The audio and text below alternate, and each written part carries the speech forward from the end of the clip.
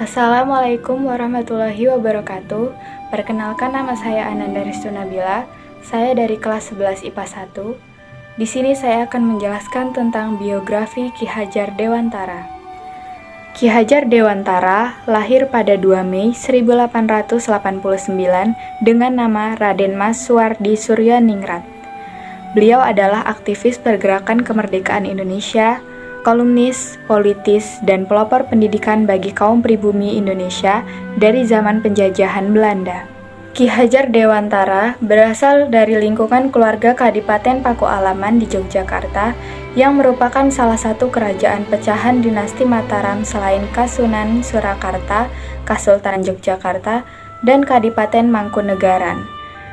Ki Hajar Dewantara menamatkan sekolah di ELS atau Sekolah Dasar Belanda, lalu melanjutkan ke Stovia, Sekolah Dr. Bumi Putra, meski tidak tamat lantaran sakit. Pada 20 Mei 1908, beliau sempat bergabung dengan Budi Utomo di Batavia, Jakarta. Kemudian keluar dan mendirikan Indische Partij bersama Cipto Mangunkusumo serta Ernest Douwes Dekker atau Tiga Serangkai pada 25 Desember 1912. Ki Hajar Dewantara menyampaikan kritik terkait pendidikan di Indonesia yang kala itu hanya boleh dinikmati oleh para keturunan Belanda dan orang kaya saja melalui tulisan-tulisannya.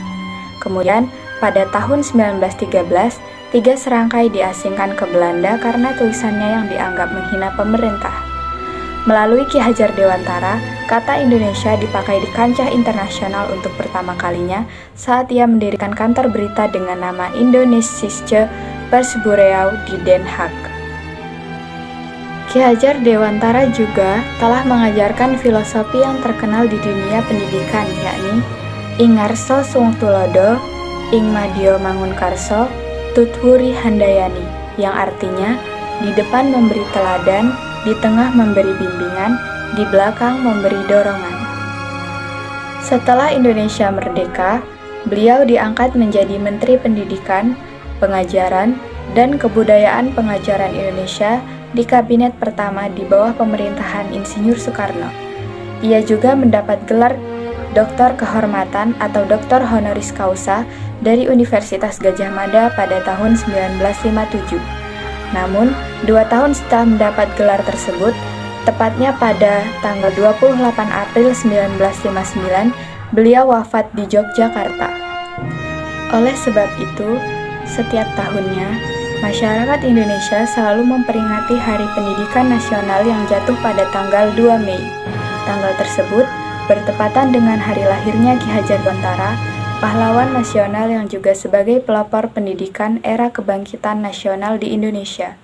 Beliau dikenal sebagai Bapak Pendidikan Nasional.